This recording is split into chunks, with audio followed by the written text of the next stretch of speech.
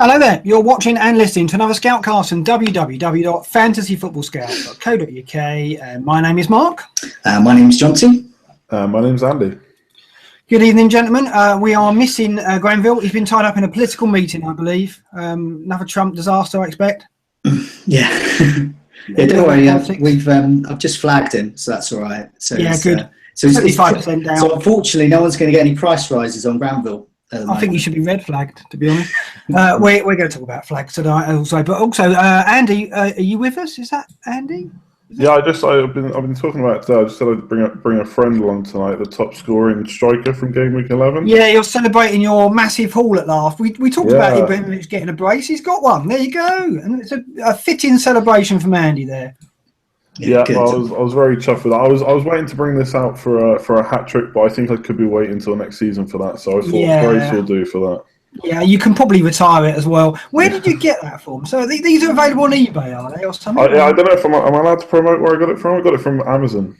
Yeah, other mail order specialists are available. Okay, can you get any player masks? Can we get a James Punching one? I don't think there was punching, not good enough, but there was a few others, yeah. Not good enough. Only the gods, the legends of football. Jason Punching is good enough for a figurine, so I think he's good enough for a paper mask. Exactly. So just the three of us tonight, nice and cosy. We've got lots to talk about though. We're going to talk about the Hazard flag, or Hazard Gate as people are calling it. God knows I've spoken a lot about that on the site, but we'll talk about it again. Why not? We're not going to avoid the subject, that's for sure. We'll talk about premium strikers, I believe. Johnson, you got some stats, I reckon, for that. You've got stats for everything, haven't you? Yeah, we've got some of that. Yeah, lots of interest. Lots of people want a new front line, I think. Why? I don't know why. Arsenal and Chelsea, got to talk about them. We'll talk about players who have dropped in price. There's been some questions on that and whether there's any bargains there. And we're going to look ahead to the game. We're glad to have it back, aren't we? International breaks are just, and this one in particular, very, very difficult. We've had lots to do. We've got the Cup started and we've got the new site update rolled out, so we had plenty to keep us amused. And to be fair, Hazardgate kept us very busy indeed. I mean, I think maybe the international break has something to do with some of the reaction behind it, but that certainly did get things stirred up on the site, and it was quite good in a way. It was nice to have a kind of bit of controversy, a bit of discussion on the site about that, but we'll talk about that in a minute. Let's talk about our game week 11. We're going back a bit, but let's give Andy a moment in the sun, because 75 points, Andy, and it was all about Zlatan, wasn't it? Yeah, finally scored the brace. My transfers were Chadley and I can't remember which defender I got rid of now. Chadley came out, did he? Yeah, I was on an hour in the whole of Saturday morning. It was a bit of a late deadline. It was like 2 o'clock on Saturday, I think.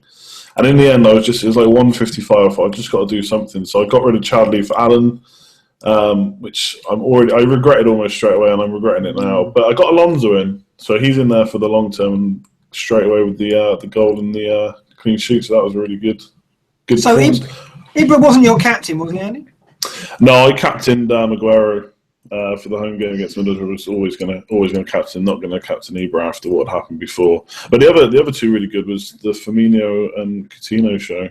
Like Liverpool midfielders are just killing it right now, and I've got both of them. So yeah, Holebas is probably the only downside to my team this week. So yeah, 75 -4, really happy with that. Qualified. So just a quick one, Ibrahimovic. What's his status in your team now? Is he clinging on? Are you considering holding? I'm considering it. Yes, but I'm considering it. But I think I need to get rid of him still. I don't want to, but I think I have to, just the state of my team. And also, he does have some nice fixtures coming up, but there's about 3 or 4 before that I don't necessarily want him for. So, we'll talk about it later, but I might bring him back in. Okay. Get him out and then bring him back in. Well, I'm going to talk premium strikers in a bit, aren't we, Yeah. Johnson, your game week first, 53.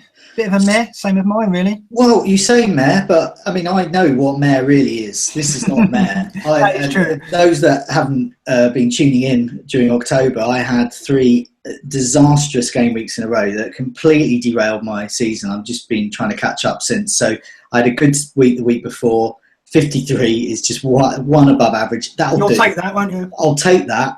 I'm not dipping anymore, so that's good. And Lallana saved me this week, so I've had a Lallana Coutinho double up. Coutinho got me the points, but so did Lallana. That was good. So he was kind of keeping pace almost with Firmino. But now he's gone off injured, so I'll be a nervous wait to see, because he's. You've been unlucky with him, haven't you? Like, you only had him a little while. He's had the thing is, it's tricky with him though, because I was ready to drop him really, and then he put in that performance with all those chances, and they were good chances. And then you watch him for England, and okay, he's playing a little bit further forward, but he was so good for England. He's a good player. In both of those games, the game and a bit. Yeah, he's looking great. And yeah, so I mean, I'm gonna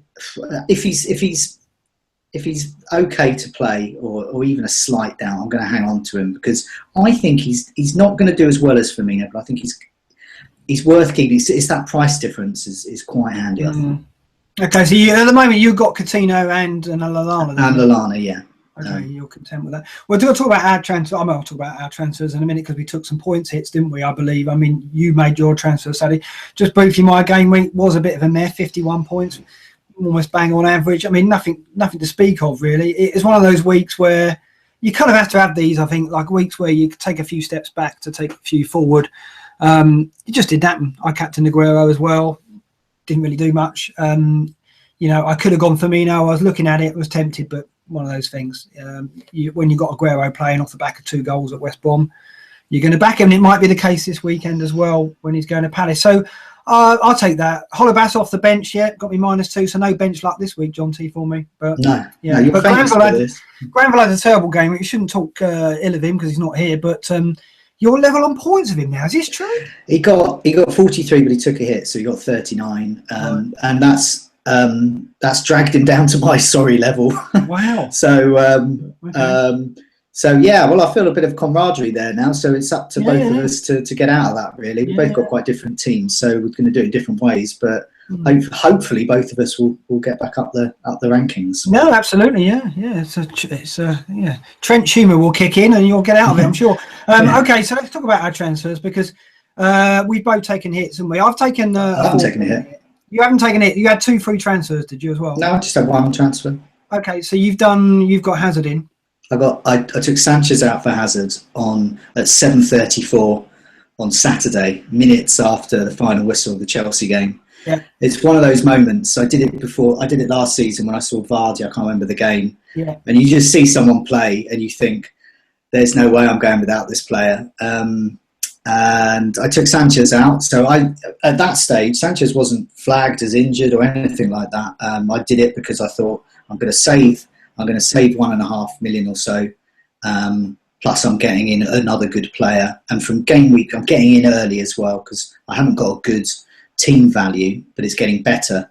And I'm getting in early because game week 15, if you look at the fixtures, we'll come to this a bit later, fixtures and premium players. But from game week 15 onwards throughout Christmas, Hazard looks an absolute must. The thing is with Hazard as well, you've got to think, unlike Sanchez, he's not really prone to rotation. I mean, Wenger will be scared to rotate him because Sanchez wants to play every game.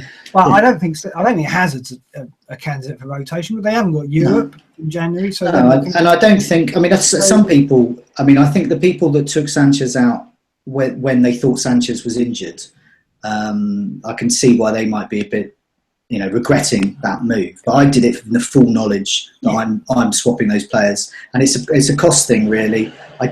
I think Hazard's Chelsea's best player, and I think Sanchez is a really good player, obviously. But Arsenal's fixtures aren't as good as Chelsea's, and with Cazorla out, there's still a little bit of a question mark. And I'm just wondering whether Özil can get near or match Sanchez's output. And I got rid of Özil a while ago, and I'm very tempted to get him back in. I don't know how, but Özil is a player I'm looking at, as well as Walcott. Yeah. No, I think you're right. I mean, I made the transfer about 11 o'clock, and I wrote knee-jerk Saturday night after the Hazard points haul and said that I was going to wait for Sanchez and Walcott to play the next day. And then I was sitting there stewing for hours after I'd written that article, thinking, I don't know if I want to, because like you, I saw the game and I saw Hazard play. And like you, I thought, I don't know if I can do without this player. He was that good. And it's not just that one match. He'd done it for 3 in a row or 4 in a row. And I looked at him and I weighed it all up and I went, okay, he's on penalties and Sanchez isn't. He's on set pieces and Sanchez isn't. He's not going to get rotated. Sanchez might. He hasn't got Europe. Sanchez has, he's 1.8 cheaper. So basically, there was so many stats, so much stats. That's what's going through my head as well. It's exactly the same thought process. I couldn't find an argument for it, and it was going round and round. And in the end, I went, I've got to do it. I looked at it and thought, right, okay, what is the sniper? If I had 2 free transfers, if I take a hit, what can I do? And I looked at it, it was perfect.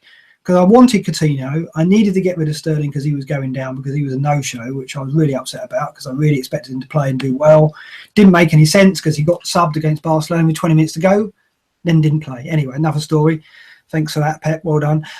But it made sense. I got rid of Martina, Sterling, and Sanchez, and I got Alonso, Hazard, and Coutinho. So it wasn't just about getting Hazard in for Sanchez. It was about able to get Alonso in for a budget defender and get Coutinho in for Sterling before he dropped. And, you know, I would have lost about 0.5 by now. And I do think that Sanchez may well outscore Hazard this weekend. We don't know, you know. We think they're both going to play. There's little doubts about Hazard. Sanchez is fit, but, you know, Arsenal are probably going to look at him. I'm sure he'll play United. But it's, you know, there's a chance that he'll score goals at United. The form he's in is electric, but then so is Hazard. It's difficult. So we may get burnt a little bit, but I think long term, I don't think there's any doubt in my mind that Hazard will keep pace and justify it. Yeah, and I think the moves you've done there as well, Coutinho. I mean, I got Coutinho in a couple of weeks ago. I haven't looked back since, so he's got me returns in both matches I've got him in. He's another player. You look at him playing, you look at the way Liverpool are set up and his particular role with the Liverpool setup and how close he getting to goals. He's doing those long shots that marred his reputation really as a fantasy asset, and now he's getting closer, and so he's got the lot really. Definitely. I'm surprised about Coutinho. He could well end up being player of the year, or De Bruyne maybe, but Coutinho at the moment, incredible. And I've got both now. Andy, you talked about Firmino and Coutinho.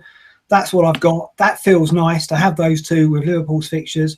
Chelsea's fixtures are great from game week 15, as I said. And Sanchez could burn me, but I look at it and is he going to play every single game between now and Christmas with Champions League to follow as well? And around that, I don't know. I think, would you still, if price rises weren't a problem, which I know they obviously are, but just to say they're not, would you have still done it? Because in the short term, Sanchez's fixtures are better, right? Yeah. So you can hold on for Hazard to potentially if you haven't already done it and you've already missed the price rises, then perhaps it would be better. Like you've done it at a good point to get the price rises, but for people doing it now, I'm not sure that's necessarily the best move now. No, I agree. I mean, and you know, the flag on Hazard has obviously slowed down the sales, so he's not going to shoot up. If he scores at Middlesbrough, which is a very good chance he will, then it will go again. So Sanchez has got it. I mean, the thing is, if Sanchez doesn't perform at United and Hazard gets more points, it's just going to go again. There's going to be another wave and more swaps in that bracket as well. And Walcott's going to get maybe losses if he doesn't produce or doesn't play. Every time Hazard produces points now, heavy hitting midfielders like Walcott, Sanchez, De Bruyne are going to lose ownership because people are going to move to Hazard because also Hazard's ownership is 25% or so. So we've seen other players like Coutinho and Aguero are getting up towards 50%. So that's the kind of movement. That's the kind of place that Hazard could potentially be. He could be a 45 to 50% owned player. So if you're thinking another quarter of FPL managers are going to be getting him in, then his price is going to absolutely rocket. The thing is as well, it's like he could decline, but Chelsea are playing so well as well. It's not like he's playing in a team who are short on confidence and not getting results. So it's hard to see where it's going to come to an end. Did you want to mention something about the flags? Yeah, absolutely. Let's talk about that. I mean, it was an unfortunate event, wasn't it? He was clearly injured. He signalled to come off. And at that point, I think the Daily Mail wrote a story saying it was a knee injury. I don't know where exactly they got that from. We tweeted that. The flag went on. It was, and then about 20 minutes after the game, maybe half an hour, Martinez said, "Oh, it's not an injury. He's just got a kick on his calf. So there wasn't anything to do with his knee. So he's got a knock, right?" But even so, the fact that he went off injured, and then the day after, stories followed the Daily Mail story, and suddenly there was 3 or 4 stories saying that he was going to have to be assessed, blah, blah, blah. At that point, when there's stories out there, and at the point where he's already come off with an injury, you know, the Opta feed said it was an injury, so it wasn't tactical, you could clearly see there was a problem. There's an element of doubt. If you were thinking of buying Hazard that night, you'd want to know that had happened and somehow have that communicated to you through the game. That's what the flags are for, to do that. It's just unfortunate that we've got a section on our site know how that impacts on the price rises, and we're looking at the 0.1 increase to 0.3, and obviously it wipes that out. It wipes the NTI out. Now, that is a completely different argument. We'll talk about that in a minute. But I just think it had to happen because it's consistent with what happens. If a player goes off sub because of injury, from our perspective, we look into that and see whether that is backed up by a story or a tweet from the club. If it is, then we have to put him in our table as a doubt. And often it gets flagged on the FBL as a result of that as well. So it's just, you know, it's just the way it is. And that was consistent. And Martinez, at the end of the day, isn't his manager. He isn't his club manager. He's an international manager. And he said that 20 minutes after. And there were still stories the next day with that quote from Martinez saying Chelsea will have to assess him. Well, if the press thought he was totally fit, why would they say Chelsea have got to assess him? There's doubt. Anyone who owns Hazard would read that story and go, well, he might not play. Look at that. They're saying he has to be assessed. So, you know, you've got to protect the people who may buy Hazard. And let's face it, everyone was buying Hazard. So he was a player that, you know, was going to get lots more transfers. But the flag had to go on because there was an element of doubt surrounding his fitness. And, okay, now the debate is when it comes off. But unfortunately, I think I've said to you in the past, like, you have to have, like, flags can go on players if there's an element of doubt, but you need a bit more certainty, I think, before you can actually say there are two things you need certainty for. Red flag, you definitely need certainty for, because that's saying the player's ruled out. And to say the player is available, which could trigger transfers, you need a bit more certainty for that. So I think the flag will probably stay on till Friday, till we hear from Chelsea and from Conte, unless Hazard says by some miracle before that I'm fully fit. But a shot of him on Instagram, thumbs up, that's not him saying he's fully fit. You can't go with that. It looks good, right? So we know there's a good chance he'll play. People on our site know there's a good chance he'll play. But, you know, people who are thinking of buying him, who don't have access to our site maybe, or don't know it exists, need that flag. And so it serves them. Now, the other argument is price rises. And I personally think that the 75% flag probably shouldn't have anything to do with price rises, because there shouldn't be any pressure on that. It's meant to be there as a precaution, as a warning. It shouldn't have anything to do with wiping out prices. So I agree there's an issue there. And I think that's what upset people. I don't know your impression of it, John T. I think that's the minority who said, oh, he shouldn't have been flagged, were affected by the price rise, weren't they? Well, I think one of the key things about the price rise, and I agree with you with that, and I can see why they have it in place for a red flag. So when a player gets a red flag and they're out for 4 weeks, you need that to take into account, because otherwise you'll get a player like Aguero perhaps plummeting to by a couple of million or so, and that would completely skew his actual value. So I can see that, but obviously, yes, I agree. I think a 75 or 50%, well, a 75% flag, because that's a warning, like an amber warning. I don't think that should affect the price rises. It's up to people. I mean, most people, when they'll see the flag, they'll just think, oh, well, I'll maybe be a bit cautious about that. But it's up to them to do their research as well. You know, maybe they want to follow certain people on Twitter, certain journalists in the know. Maybe sometimes I do some searches on Twitter, training ground pictures, Melwood or something like that, if it's Liverpool, for example. Good theory, we love all that. But then you see things, then you'll see, like, then you might say, oh, look, well, Hazard's in training there. So that still doesn't 100% say he's going to play, but nevertheless, that just helps you. And, it's up to people to do that research. I think anything that rewards people that put time and effort in is a good thing. Yeah, I mean, this is it. But I mean, at the end of the day, the 75% is there as an early warning. Perhaps they need something which is less than that. I don't know. Maybe they need a symbol to represent knock. Because I think he's like 99% certain to play. Maybe we don't know, but based on what we're hearing and what we're seeing, I think he will play. There's no doubt about that. But there has to be a warning there for people in the meantime to go, well, there was something surrounding his fitness that you should know about and perhaps go and look up for yourself. And that's what the flag does. But it maybe shouldn't have an effect on price. But the thing is, from ISM's point of view, the price rises are a hidden thing with no written rules at all. As far as I know, there isn't a minority who know how it works. They never talk about it. It's never published. No one's entitled to a 0.1 price rise. So we can't turn around and go, oh, it's broken the price rises. What are they going to do about it? Because it's not a supported rule. And so they never consider it in that respect. But So that's the problem. I mean, yeah. But we have some community questions to move on. Yeah, okay, let's move on. Flaggate, I think. Well, let's move from midfield and all these flags in midfield and move on to premium strikers, because there's lots of people looking at their strike force and thinking, what should they do? So there's some people who've gone for 3-5-2, and so they've got like someone like Diamande or someone, and so they're thinking, well, hang on a minute, maybe I need a better striker there. And then Harry Kane has become an issue as well. So he scored on his comeback. He's being rested for international duty. Yeah, so that was handy.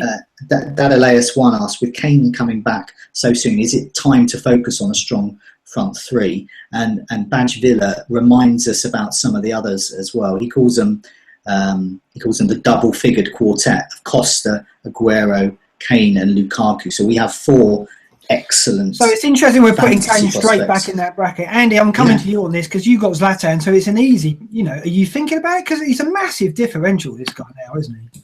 Yeah, I mentioned it last week. I said I was going to keep him one more week, and I have my own Kane because he's got really good fixtures in the next 6. And basically what happened was what I was hoping to get, a bit of a run out against Arsenal. It was a bit longer than I expected maybe, but he come off before the end, and then he's been rested in international. So I am tempted. We've also seen him start firing around this time before as well, where he starts putting them away.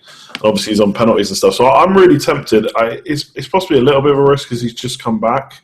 But he still doesn't look fit, does he? I mean, in that Arsenal game, he was blowing with 20 minutes to go. He's not there. But then he's had to break, and England omitted him from the squad. So, and the fixtures, 4 at home in the next 6, and that's really what West Ham, Swansea, Hull, and Burnley.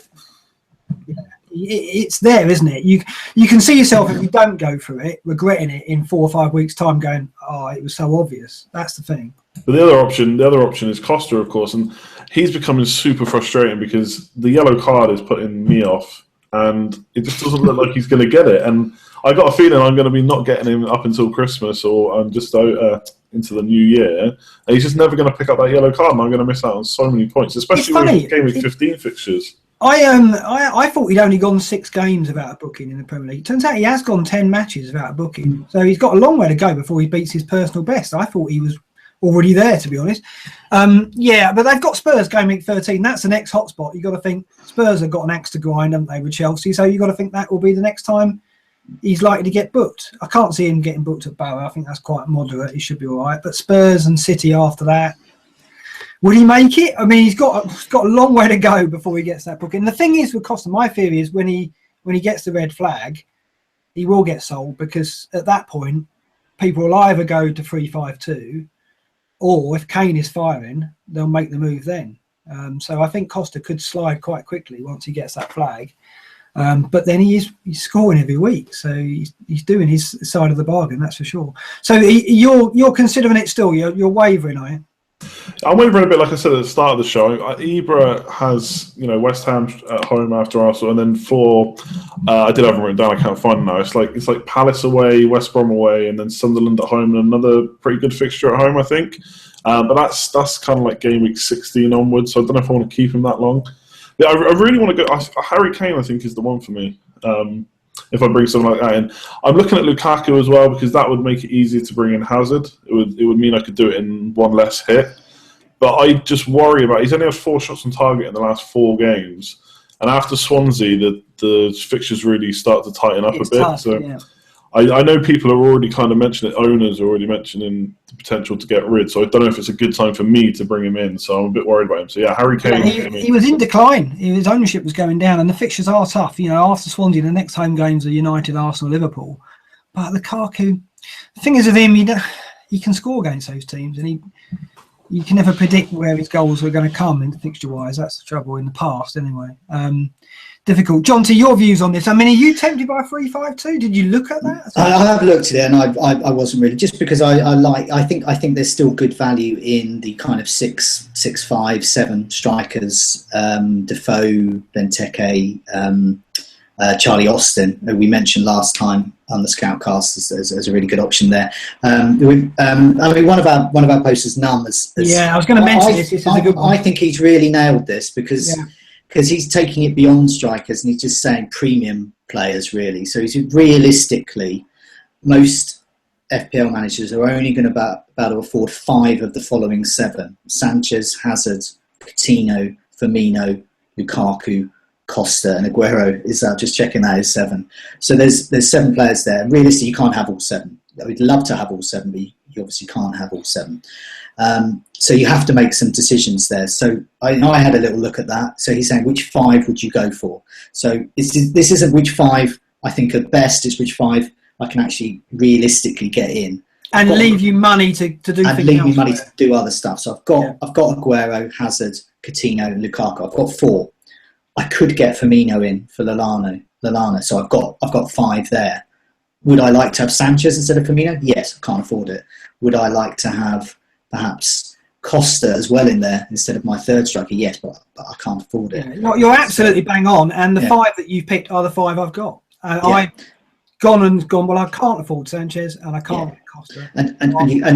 This is we say every time, and it's something I've been caught out with really badly in terms of making sacrifices. And if you make the wrong sacrifice, it's absolutely horrendous.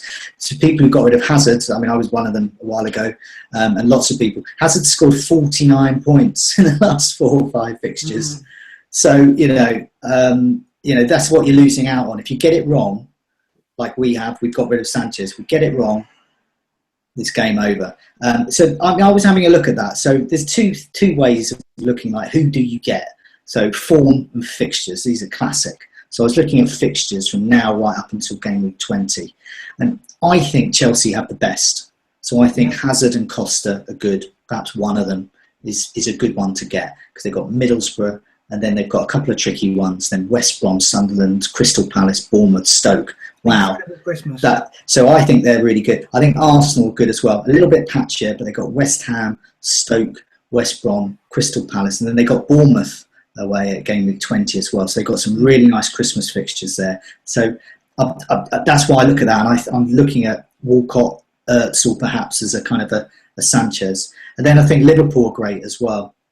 They've got really good fixtures. They've got the odd tricky one, City in game week 19. But on the whole, people can have a look at their fixtures. They've got Sunderland, Bournemouth, West Ham. Sunderland at home, game week 13. Wow. So you'd be looking at Coutinho and Firmino for that one.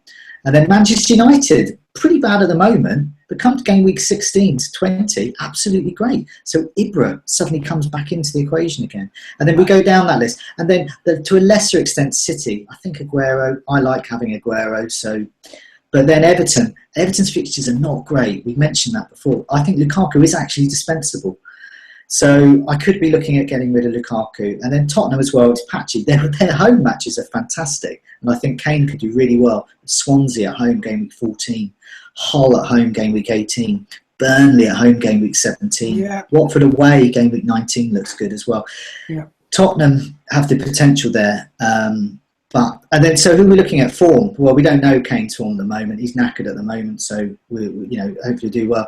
Ibrahimovic is still up there with his goal attempts, and he's shown us that he can still do it. Aguero's up there with shots on target. These are the top shots on target. Then there's Charlie Austin, and this is what I was going back about. Will I go 3-5-2? Well, no. When there's people like Charlie Austin who are under 7 million, and he's putting in 8 shots in target, exactly the same as Aguero over the last 4 game weeks. And then you've got Costa just behind them. And then you've got players like Vokes, Benteke, and then right down Lukaku. We mentioned his stats are dipping. And so I'm tempted to captain Lukaku. We'll come to this at the end. What, for Swansea?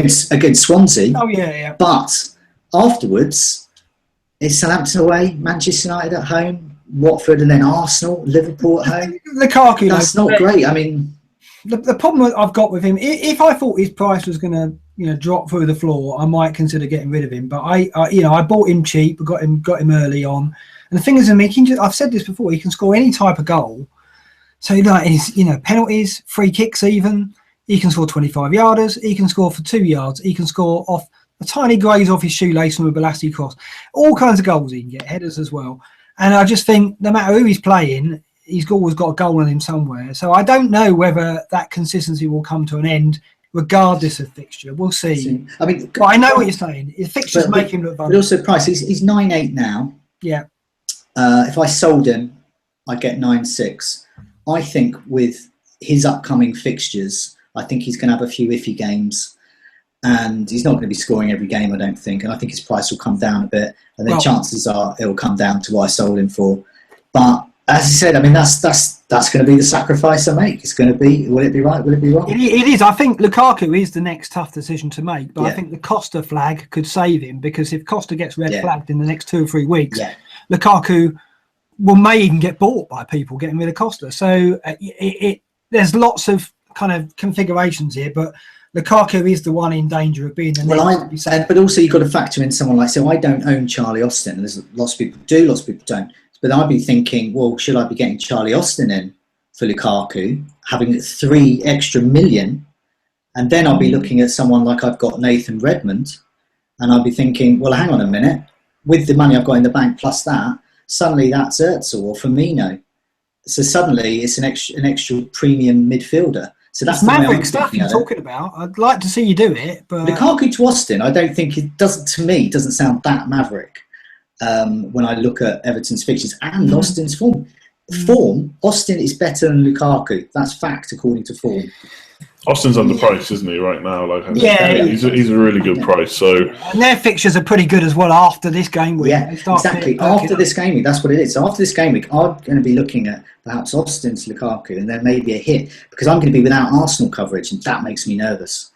So then I'll be looking at I'll be looking at someone like Özil or Walcott. Okay, let's talk about Liverpool and Chelsea.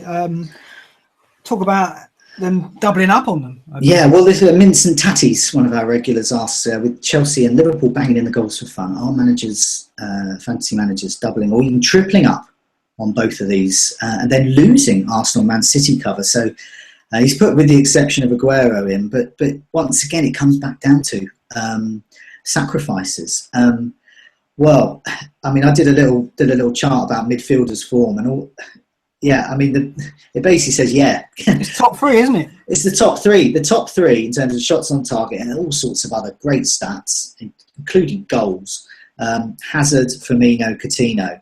If you've got those 3, that's pretty great. You're gonna be laughing there. I mean, I've got Lallana, but I could get Firmino in for Lallana, and that would be nice. If you did the Austin trade, for example. Yeah, that would be So I can do that very easily. So yes, I do. And then you look down, and then Sanchez is way down. Really, he scored a couple of goals against a very, very rubbish. I'm going to just use the word rubbish, not mince my words here. Rubbish Sunderland side with like some tiny, tiny childlike defence against Sanchez.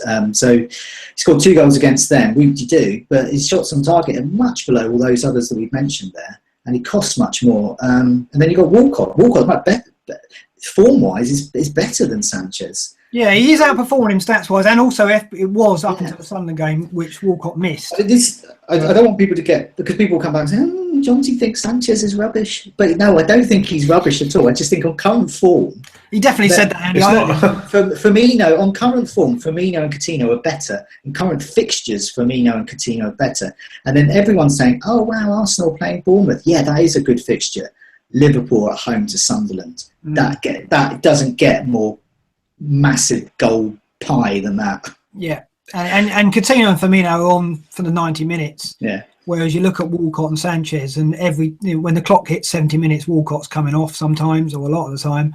Sanchez less so, but over Christmas that might not be the case. He might be coming off more often. So I don't know. I agree with you. I think Hazard, Firmino, Coutinho, it's hard to look beyond them, and then it's how you cover the other teams. I've got Walcott, but of course we've got this issue with Walcott. We don't know when his child's going to arrive. We don't know if that's going to mean he could not travel to Manchester.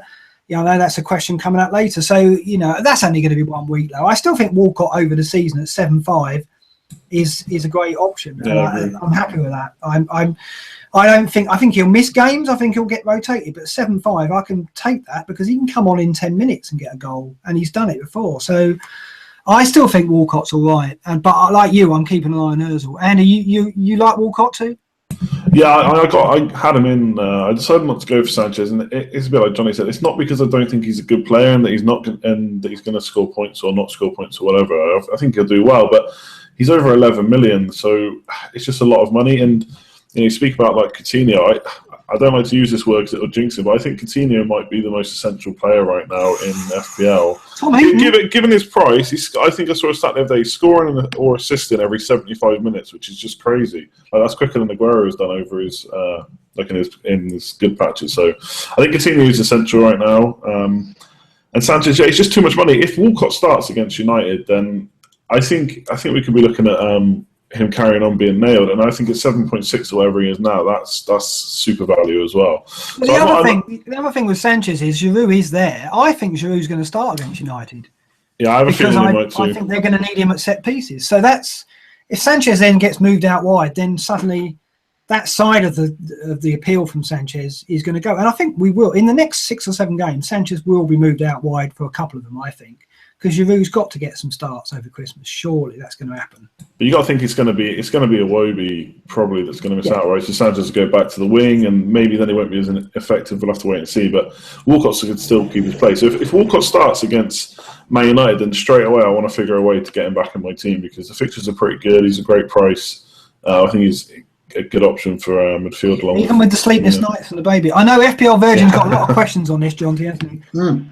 Well, yeah, FPL Virgin asks, is Walcott enough cover for Arsenal attacking points? Well, yeah, I mean, on current form, yeah, he could be, but yeah, he could potentially be missing either this game week or the next because he's expecting baby number 2. Well, Mrs. Walcott is expecting baby number 2. And F Society asks, Mrs. Walcott is actually top of the baby imminent table. Charlie Austin, apparently. Yeah, I know. Mrs. Austin is also perfectly timed though. It was a couple of days ago, wasn't it? Yeah. Oh right. Oh, did she give birth? Apparently, I don't know. Someone's watching. Well, I mean, I down the hairdressers. I didn't read that issue of Heat magazine. Hello. Yeah.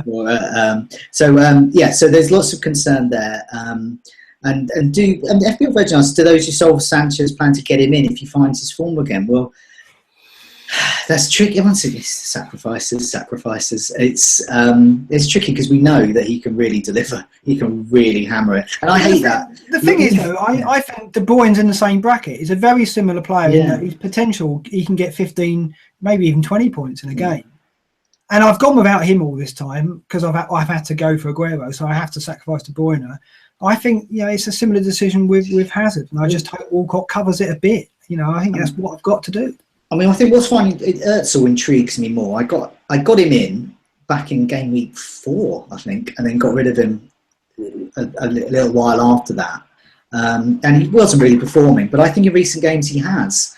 And in terms of chances created, he's absolutely miles ahead, as you would expect, of his Arsenal teammates. But he's getting these shots as well. Yeah. He's getting shots inside the box. So he's coming into this. He's kind of the Dennis Bergkamp kind of role. He's kind of coming into the box there. So he's getting the goal attempt. In fact, Walcott is on 10 goal attempts last 4 game weeks. Sanchez 11, Özil 9. So you look at the price differences there. And I just think Özil is rested by Germany. Germany just didn't take him. They would kind of bow down to Arsenal a bit there. And so he's had a lovely, nice rest. And it wouldn't surprise me if he starts really tucking in. I do think the Arsenal team sheet at Old Trafford, Ramsey could play and Walcott may miss out because he may not travel. And Giroud, I think, will start up front because I think they're going to need him to handle the set pieces and United's size. So I think Sanchez will get moved left, I think, or maybe right if Walcott doesn't turn up. There'll be changes, and I think that might change our perspective on all of this. But Özil, I think, will be the constant. I think he'll always play behind the striker. He looks like he's got a 10 role. Do you feel like you have to, going back to kind of the original question, do you feel like you have to cover Arsenal because Liverpool and Chelsea look so good right now? You're going to miss out on some points from Arsenal, but like we said at the start, you can't have everyone. Do you know what I mean? And I just think Ozil's a luxury that right now I'm not that bothered about. And if I'm trying to get Firmino, Coutinho and Hazard, like the main 3 and then one other, and Ozil at over 9.5 or whatever he is now, it's just too much. I'm not looking to cover for sure. No, I agree with you. I think if you've got Aguero, you can't do it. So... it's about losing Lukaku or Aguero, I think, and going for a cheaper option there, and it's the sacrifice again. Let's talk about price drop bargains, Jonty. Well, yeah, so FPL Virgin again. What he does is he goes through the week coming up with questions. He writes them down on his phone as he thinks of them. Yeah, I saw that. Yeah, And because we've had a long international break, he came on when I asked for questions. He had about 20. There's the rail strikes as well, which helps. So that's good. So, but yeah, here's one here. So FPL Virgin asks, who are the best price drop bargains? So I had a little look. And there's plenty of them as well. So let's have a look at midfielders first. So my favourite here, look at the fixtures from game week 15. Also, have a look at the fixtures game week 13. I believe he plays Palace. Gylfi Sigurdsson was 7.5. 7.2. And we need like kind of, I don't know, a Price is Right or price drop music. But now he's yours for 7.2. That is nice, isn't it? And I still cannot believe this. Another drop is imminent. People like not looking at the fixtures. Oh, his form. It's absolutely crazy. Goals imminent table alert. Let's go. He's number 3 on there. He's got 12 goal attempps. But it's those fixtures, isn't it? Look at it from game week 15. Sunderland, West Brom, Middlesbrough, West Ham, Bournemouth. He's got form. Okay, granted Swansea hasn't got form, but we know in fantasy football, it's not real football. Swansea can see 10 as long as Sigurdsson scores 1. We don't care. So. He's looking great. So, great price drop. I've put one in here. Wilfried Zaha, one of your favourites. Yeah, no, I like him. He's actually racking up the odd assist here and there, which I think... He's got 3 assists in a row now. Yeah, was 5.5. He's yours now for 5.3. So, I think that's pretty good. Tadic as well. We're talking about Southampton's fixtures. Tadic, though, he's incredibly creative. Like, he's top of the chances created, isn't he? Or near top of that. It's not getting assists, but it's surely... We said this with him before, though. Do you remember game week 8? We said Tadic's numbers when he arrived look amazing. Then he delivered with a massive haul. Yeah. Is that coming again? Is someone going to get it? I think he's broken his nose or something. Yeah. A doubt for the week. But yeah, was 7.5. Yours for 7.2. Josh King's another one I mentioned. I think Andy might be mentioning him later. So, but was 5.5, now 5.4 for Bournemouth. And Chadley as well. He's had a little minor knee operation. Was 6.5. He's yours now for 6.4. These are bargain midfielders who have real potential here. But forwards, the king of the forwards, what is it? Ibrahimovic was 11.5. Was 11.9 at one point. Now he's 11.1, and he's going to keep dropping as well because he's suspended. Yeah, I don't think I'm ever going back there. No, Kane, the next one, I'm more tempted. 10.7. Kane, 11. Yeah, now 10.7. Bargain hunters, watch out. Defenders, there's a couple here. Terry, now I don't think he's going to get a lot of games here. And Zuma, though, 5.3. But Zuma as well. So both Terry and Zuma, they were 5.5. They're both 5.3. I think keep an eye on the Chelsea team sheet there. And one of our moderators, Apple Bonkers, has chipped in. He's a Watford fan. Now Janmaat was quite pricey. Well, pricey-ish. But he's now down the same price as Holebas. And he's looking good. So yeah, there's an option there. If you haven't got Holebas and you fancy getting a Watford player, you could get you some points. But then there's a couple more. So just 2 more here. Goalkeepers. Now, over at Stoke, Jack Butland has returned to training, and it's looking like, from what I've been reading, it's either going to be this weekend or the following weekend. But basically, if you've got Grant, or crucially, if you're relying on Grant to play, well, I think this weekend it'll be all right, but I think it's coming, isn't it? It's coming. If it's not this weekend, it'll be next weekend. 4.7 for Butland is a good price because he will. Yeah. You know, you look at Heaton, who's gone up to 4.8 now. Butland is in that bracket of a keeper who will make a lot of saves. And this is great news. Great news for people who've got Stoke defenders, because we saw it last year. Yeah. Butland played, Stoke kept clean sheets. Butland went out injured, Stoke clean sheets disappeared. 4.7, he was 5. Grant's done a good job, but I think he's going to make way. Yeah. And here's another one. So, I mean, I've been saying to people who've got Jordan Pickford, but Jordan Pickford's amazing. But but David Moyes is looking. He's not going, oh look, he's got loads of saves in FPL, isn't he great? It's Scottish accent. But what he's in fact doing is he's looking at that and saying, I haven't kept any clean sheets. So how about getting that more experienced Vita Manoni back in, who in FPL terms was 4.5, now 4.3. I mean, if I was a Pickford owner, if I was relying on Pickford, because I've seen a few teams about with Pickford and Jakubovic, well, I'd be a bit worried because Manone's waiting in the wings, and Pickford can make the odd couple of great saves a match. But if he ain't keeping clean sheets and Manone's sitting there on the bench, and David Moyes being the manager he is looking at him, I'd be don't see it. The only motive I think Moyes has got for taking Pickford out of the team is so they don't have to sell him soon because he's playing so well. People will be after him in January. They're definitely after him in the summer. He's talked about probably having to sell him, haven't they? They've said that. I think he probably will go in the summer because he's going to be. A lot of clubs are going to be after him, big money, and Sunderland have got a decent keeper in Manoni. But I don't know. I just think Pickford's outstanding. The save against Josh King last weekend, game week 11, incredible. He's different. But no clean sheets. I mean, that's what it comes down to. Would their defence be better marshalled with a more experienced keeper? He's prone to error. He's not. He was one of the. He was an outstanding goalkeeper last season. He's a good shot stopper, but. Yeah, Pickford is as well. He's outstanding. Andy, any views on any of these names?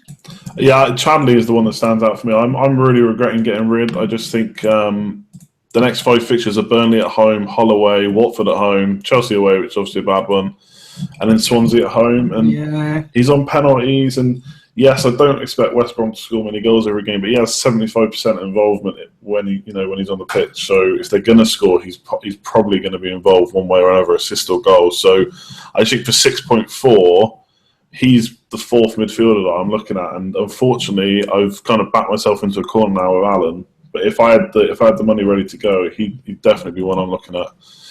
Maybe not long term, but for the next 5, he's a great pick, I think. Yeah, he's done well so far. He's the pick out of all the ones you mentioned there for me. I think you could be right. I think Phillips is an option there. He's cheap. I think he's 5-1, but Chatley on penalties. He's good. He could be a very good differential. Let's move on, John T. Christmas shopping. Question on that. Well, this is it because we're talking about making moves. So I mean, people who've been listening will know about my trials during October, and so I'm having to be quite careful about my transfers, and I happen to think about players I want to get in for long term, and I'm thinking Christmas really, because I think this is where the experienced fantasy managers have the advantage because they'll be there making those changes and they're keeping our fixtures. So we're already looking ahead to get up to game week 20 here.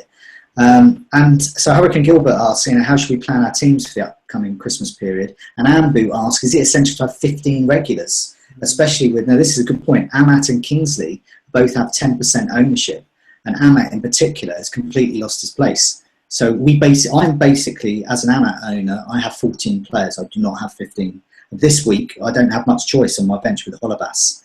In fact, I have no choice in defenders. I don't think it's quite essential to have 15. We definitely want to have 14. But yeah, I mean, looking at Christmas. So if you're going to go Christmas shopping, who should you be getting? So I'm looking at game week 17 to 20. So this is when the people that aren't paying attention are going to be opening their presents and getting drunk and eating cheese and all those types of things. And we'll all be doing our teams. So we're looking at our ticker. And it's Manchester United are absolutely top here, and Swansea. So Manchester United, West Brom, Sunderland, Middlesbrough, West Ham. These are great fixtures for Christmas. Ibrahimovic for Christmas. It's quite tempting. Swansea, as mentioned before, Sigurdsson. Please don't buy him until I do, because I like him to be nice and cheap. Middlesbrough, West Ham, Bournemouth, Crystal Palace, all over Christmas. Yeah, and Sigurdsson, again, not a player who's going to get rotated, sure. No. We don't know with Bradley. He's really hard to predict, isn't he? He's literally their only good player, so I can't see. I mean, he must see that. And then Chelsea, Chelsea, Crystal Palace, Bournemouth, Stoke amongst them. They've got Tottenham as well. But so there's some good fixtures there. So I'm thinking, they're the ones where you can get some bargains. I think you might better pick up some bargains in Swansea. Try and get, I don't know, not a defender, but maybe someone who's attacking. Have a look at their attacking stats. Keep an eye on Norton, for example, has a tendency to be quite attacking. I think the bench at Christmas, though, is important. It is. And it's another reason why the sacrifice for Sanchez is something that I looked at and thought, well, I need to get more money spread about the team, because it enabled me to get Alonso, and suddenly I've got Stones, who probably is going to go. But I can get Alonso and a load of 4-5s and get a load of 4-5 defenders that are going to play over Christmas. So I can get rid of a Matt. I could probably downgrade Stones to another 4-5, get rid of a Matt, get another 4-5. And I've got a back 5 fully stocked with players that aren't spectacular, but I've got Alonso there and a pack of 4-5s. That would be me for Christmas. Well, here's one for Christmas. George Friend, a friend for Christmas. Yeah. Middlesbrough, Swansea, Burnley, Manchester United away. That's tricky. And then Leicester at home. So there's some good fixtures there. So if you're looking for a 4.5 defender, I think look at Middlesbrough there. as well. And Watford as well. Holebas is going to keep ticking along nicely over Christmas here. You've got Sunderland, Crystal Palace and Stoke. And West Ham as well. Their fixtures kind of come a bit to an end towards the later stage of Christmas. But the first two, Hull at home, Swansea away, that looks good for perhaps a Cresswell, for example. They'll punt on him for a few weeks. Andy, what about your Christmas bench? How you feeling about it? Was it last year when there was actually like nearly no rotation, or was that the double game week? I can't remember now. I remember we all were looking at benches and stuff, and then there just was no rotation almost for the players we had. I think it was Christmas, yeah. Yeah, I just remember we were same questions as now, and in the end it didn't matter. But yeah, I'm like Johnny. I'll probably keep Amat because he's just a good enabler money wise. I know I'm not going to play him, but that's fine. He can just stay on the bench. But I will be looking when I make like Alonso, for example, was a long-term transfer for Christmas because any of the other Chelsea defenders could be rotated once Zuma's back, whereas Alonso, they don't really have a direct replacement for him. So that's how I look at it. I'll try and get, because I think like centre-backs and stuff, they don't tend to get rotated. Someone like Lukaku, he probably won't get rotated. So that's how I'll kind of look at it. So I'll look to get probably 14. And if I get a chance to change Amat, I will, but I wouldn't be in a great rush to get rid of him. Yeah. It's Capuia, it's the one I like to get rid of because I just never want to play him. But we'll come on to it later. My team value's tanked. I'm gonna really struggle. I'm probably just gonna have to play him over Christmas. But I regret not selling Capuia. I could make a profit on him now. I don't think I've got any profit on him at all. But yeah, it's one of those things. He'll probably come on for me this weekend as well. But yeah, he'll probably be there for the full season now because if he goes down to 4-5, you aren't going to get a better 4-5 option in midfield, I don't think. But we'll see. Let's look at the game week, John T. Yeah, so we'll look at some clean sheets and fantasy island risks as well. Okay. And also, at the end, we must remember to mention the Cup, which launches first round, so we'll come to that in a bit. But so clean sheets. I mean, Mark, have you got your eye on any? I think there's a few here. I think Stoke could be an outside bet against Bournemouth. Bournemouth don't travel well, so I'll take that one. But I think there's a few more in there, so I'll take Stoke. I think I just fancy them for a 1-0. I think that'll be a very tight game. Not many goals in it. Difficult place to go, and Bournemouth aren't travelling well. So yeah, difficult game. They're a difficult game to call that, but I'll go Stoke 1-0. So I'll have that one. Go on. Yeah. What about you, Andy? Yeah, I think Chelsea away to Borough. I think that's just, for any new Alonso owners. I think that's a clean sheet waiting to happen there. Yeah, I'm going to go West Brom. Yeah, because Burnley I was looking at the away goal attempts, and Burnley are in a league of their own, and it's not a pleasant league. They are absolutely miles away from the next worst side in terms of goal attempts. And West Brom like to play it a bit tight, so. I just cannot see Burnley scoring in that game. And also that links in with your fancy island risk, does it not, John? Yeah, so fancy island risk. Let's move on. Chris Brunt, talk about price drop. So he's 4.9. So he's made 2 substitute appearances. He's come back, massive long injury. He's made 2 substitute appearances, 2 starts. So his first 2 subs, 2 starts. That indicates we hope that he's going to start. And he's notched the second highest amount of crosses of any defender over that 4 weeks. So that includes basically 2 and a bit games. And he's also had 3 goal attempts, which is nice. And he's listed defender. So he's playing really as a kind of down the wing type player. Wouldn't quite say winger because I don't think Pulis really does wingers. Everyone's a kind of defender, but yeah, he's kind of there. And Burnley at home next. So he's my fancy on this because I think he's going to get a clean sheet. And I think he might even get a goal or an assist. Well, he set up McCauley in the week. He scored himself as well, Brunt. He's on set piece. He's got 10 assists 2 seasons ago. Good option. We don't know if he's going to start. That's the only thing. If Chadley's fit, that's why it's a risk. You know, it is a bit of a risk, but I think he will. I mean, he played well for Northern Ireland, and I think he's an experienced player. And Pulis wants him in the team, so I think he'll find a place. He might end up playing left back again. We'll have to see. But at the moment, he looks a good option of playing out of position. We think midfield perhaps. So, Andy, your fancy island risk?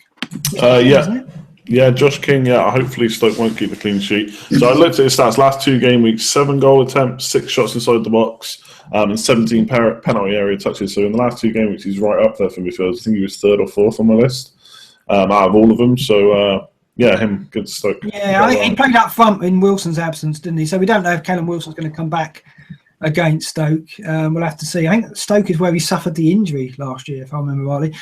So we'll have to see if Callum Wilson comes in and King loses his start, but that's why it's a risk. I'm going to go. I mean, traditionally, when Sunderland have got a good fixture, we all look at Patrick Van Aanholt. So I'm going to go for him because I think there's a chance that he'll keep a clean sheet. Maybe a chance, be a first one of the season for Sunderland. But it's attacking wise, you know, he offers something, doesn't he? So it is a risk, but why not? Hull at home. That's a fixture we look to Patrick. We'll take him. PVA for me. Okay, transfers and captains before we look at the cup at the end. Now let's look at the cup now, shall we, Jonty? Let's talk about that. It's the first round. We did the qualifying round. I made it because I was a former winner. Otherwise, I wouldn't have made it through. The qualifying score was 53, wasn't it? It was, and I made it as well as a former winner. I got 53, but my rank's so appalling, I wouldn't have made it through. You wouldn't have made it, so both of us got through because as former winners. Yeah. Okay, that doesn't bode well, does it? But we are. So the first round is this coming weekend. The draw is on the site. If you did enter, check if you're in the draw. If you didn't get 53 points, and you needed a rank of below 73,000, I think, to make it, even on 53,000 points. Have a look if you're in the draw. We're going to send an email to all the entrants this week anyway to remind you that that's taken place. But this season, we're going to follow a team all the way through. We're going to do what they do on Match of the Day. We're going to follow a team. If they lose, we'll follow the team they lose to. And we're going to follow this last year's winner, aren't we? Yeah, so that's I can see us winning. I can see us winning. He's basically a chap called Leon Harris who won it. So he went under the name, his real name, Leon Harris last year. So it's Leon Harris, but he's now called I Can See Us Winning, and we'll follow him. Yeah, and he's ranked at the moment 247,000 in the world, and he's up against a manager called Sticky Toffee Pudding, and it is a sticky opponent because he's ranked 18,000 in the world. So odds are against Leon to win that first round tie. He's defending his crown, but that is a tough draw for him. So we'll see how he gets on. If he loses to Sticky Toffee Pudding, then we'll follow him from now on. So next week we'll look at how I Can See Us Winning got on, and then we'll follow it from there. So yes, cup, very exciting. Good to have a cup rolling. Always like that over the season. We'll have another one in the second half of the season as well. Let's talk about transfers and captains. I'm coming to you first, Andy, because I want to know, is Ibra staying or going? You're still sitting on the fence, aren't you? Yeah.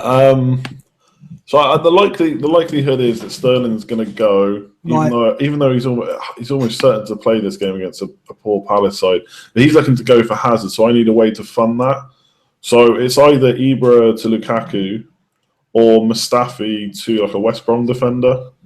Now, Mustafi does have some good fixtures coming up, but West Brom, like we've already talked about, have really good fixtures. So I think Macaulay or Brunt could be a good pick there. So I'm likely to take a hit to fund Sterling to Hazard, I think. Okay. Sterling could hurt you, couldn't he, at Palace? That's the thing. And he played well for England, didn't he? And so I didn't want to sell him myself.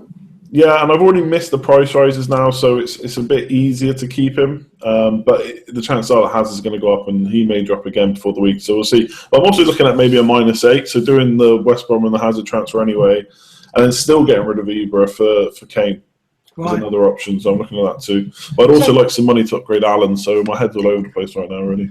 I'll ask you one question about Kane. If you got him in, would you gamble on the armband as well? Maybe not this week, but for future week. Oh yeah, we'll see how he goes. There's, I can't remember what the fixtures were now. Johnny mentioned them earlier, but I think game week 14 does he have Swansea or something like that?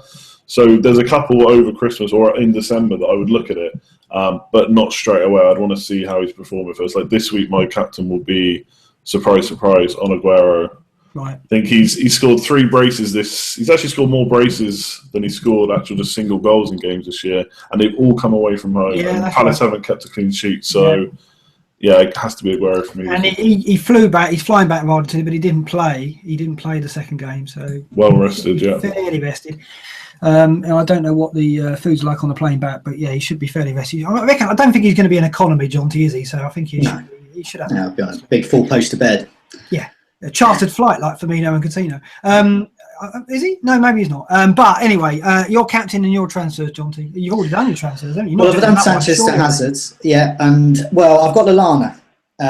If Lallana's looking like he's going to play, or even just a slight doubt, I'll keep. But if not, I think it's the time to just get Firmino in for him, who I got rid of and disastrously in October.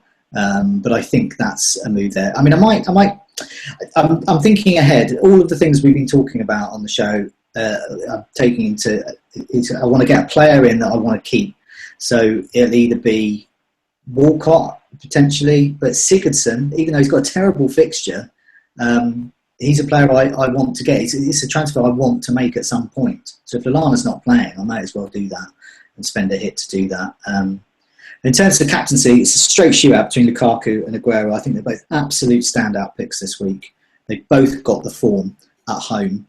Lukaku's got the form at home. Aguero's got the form away. And they're both playing very obliging defences. I'll be looking at one of our regular posters, YMA, who does a regular look at captaincy picks. He has nailed it every single week. And last week he picked Hazard when most people were picking Aguero, and he picked Hazard there, 19 points.